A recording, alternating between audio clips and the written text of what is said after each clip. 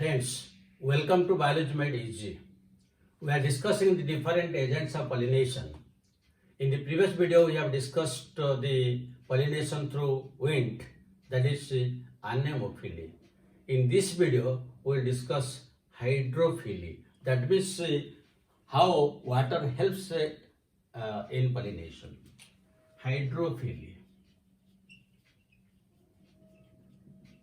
So like air, water is also one of the agents for pollination. But in case of water, there are very few species where the pollination takes place with the help of water. Around only 30 species are there.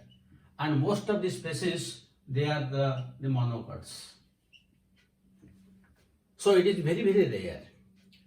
Now again we'll find that most of the plants, they are aquatic.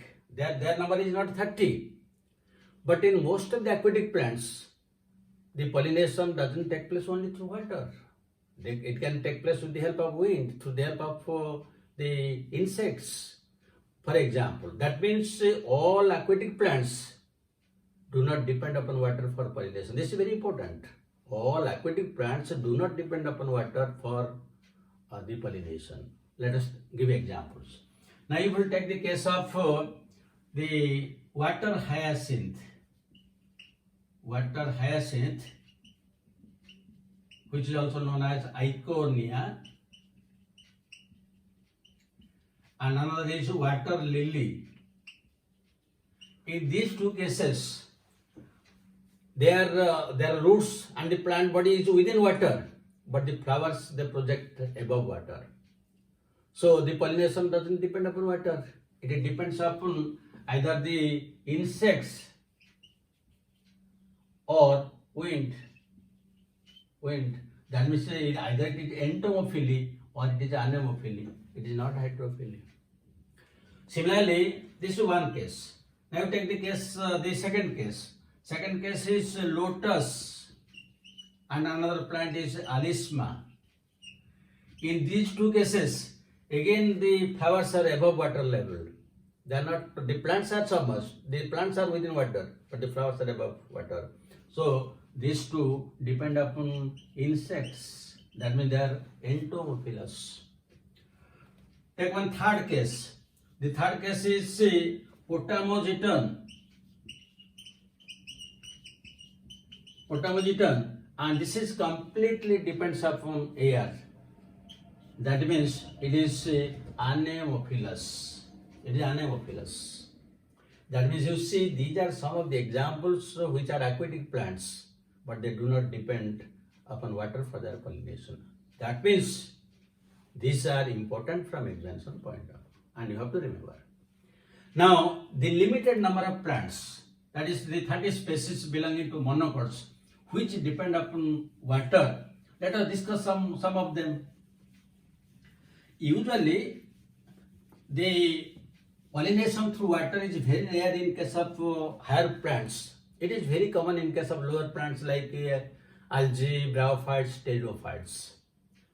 Because the algae, the bryophytes and pteridophytes, the transfer of gametes to reach to the neck of the archegonium, or the transfer of pollen grains, all depends upon water.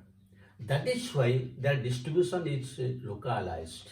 Wherever there is a swampy place, wherever there is water, they are restricted only that place. They cannot survive in dry conditions. But higher plants can survive in other conditions, in the natural conditions. But that is why the pollination by means of water is very rare in case of plants, except the few monocots. But wherever pollination depends upon water, it can be again of two types. It may be hypohydrophily,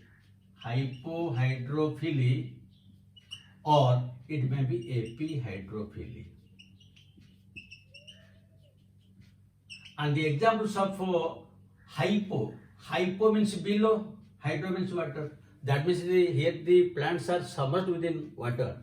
And the common example, is hydrilla. Then another example is you can take Ceratophyllum. And another example is Zostera. This is usually a seaweed grass. Seaweed grass. Some of the seaweed grasses are they are pollinated in water, but we have taken one example, Zostera.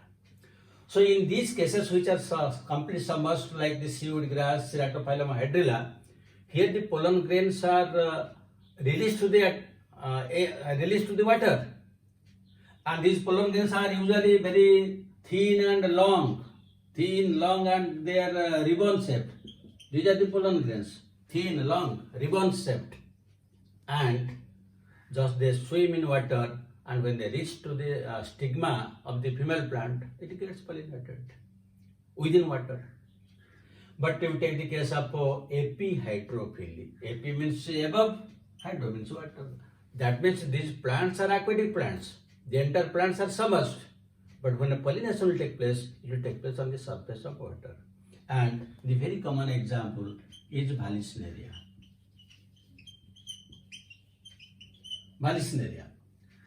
So how this pollination takes place in case of Vallisneria, let us discuss. Now Vallisneria plant is present within water, and the plant is usually dioecious. Vallisneria is dioecious.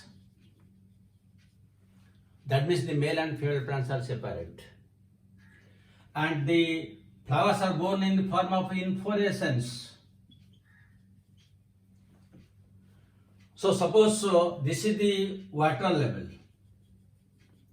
and the male and female plants are there within water. So suppose this is one plant.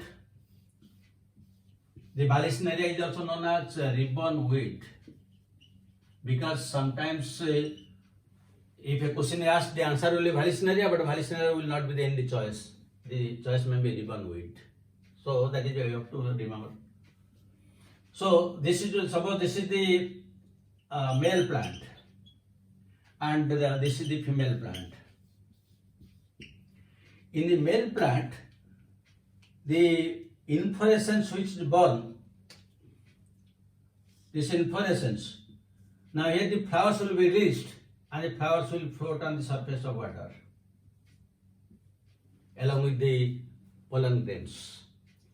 In case of female, usually there is a long style, and the style is curved like this. It is not going up to the surface of water. It is just within water. It is coiled when it is immature. But when the stigma will mature, now it will uncoil, and it will reach to the surface of water.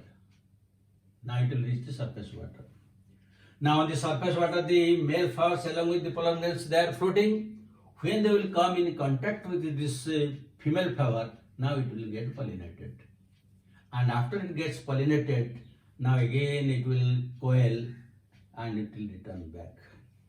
So this is how the pollination takes place in case of this Vallisneria or ribbon weed. Though the plants are within water, but at the time of pollination, they go to the surface. That is why it is coming under epihydrophily.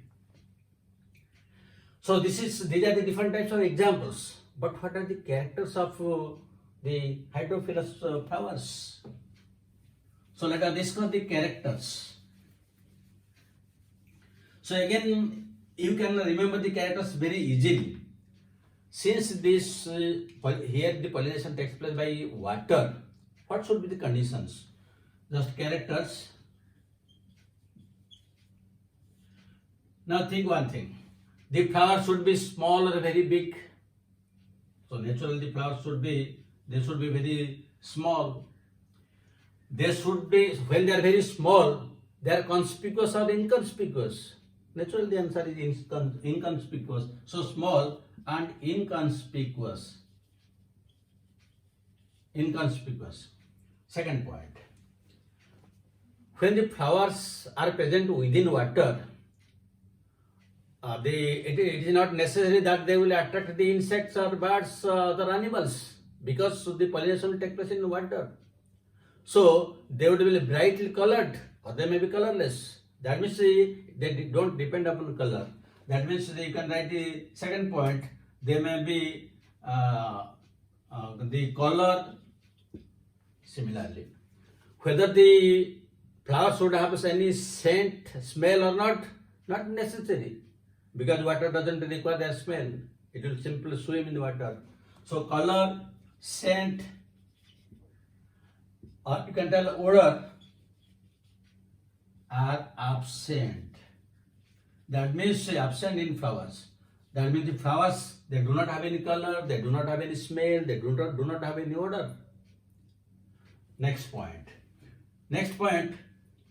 Whether the pollen grains should be very small in size or big in size, because they will swim in water. So naturally the answer is small. So the pollen grains are small and they should be heavier light.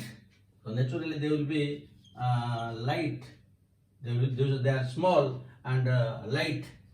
So these are on the male side. Now you come to the female side.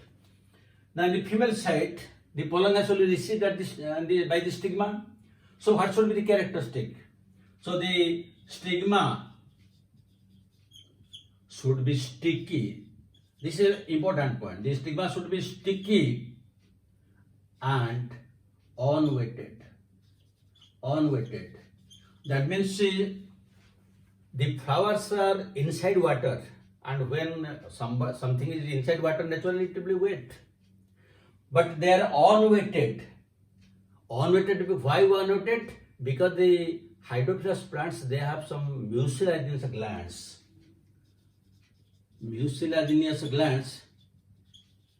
Which makes them, which forms a wax-like substance, so that they are not weighted.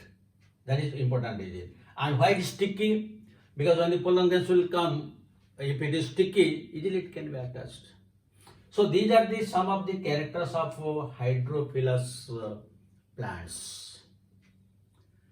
So this is again very important from examination point of view, because most of the aquatic plants they do not depend upon water, and the Vallisneria, the characters, they are very important. And particularly you have to remember the sticky. The stigma is sticky, because in case of entomophilus also you will find sticky. So unless you remember particularly what character is present where, you may get confused.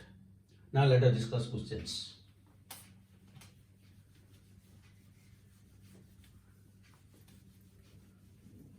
So one question you can note down. Pollination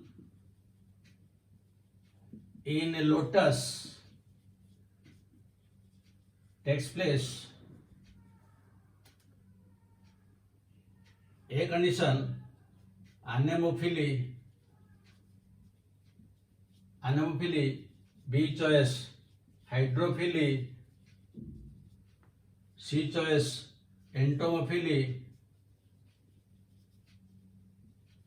D choice; zoophily. Second question: epihydrophily is seen. Epihydrophily type of pollination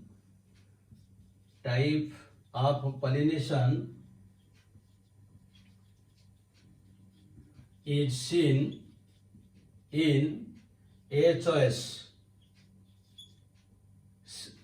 seaweed grasses;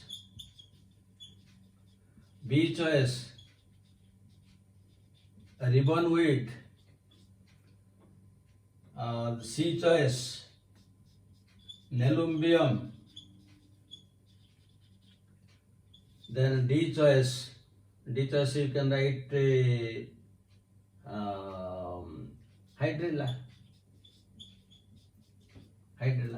This is a very good and interesting question, and you will be able to answer about the questions after going through the video. Thank you very much for watching it. Again we will meet in another video where we will discuss the entomophilus, means pollination by insects. Thank you very much. Have a good day.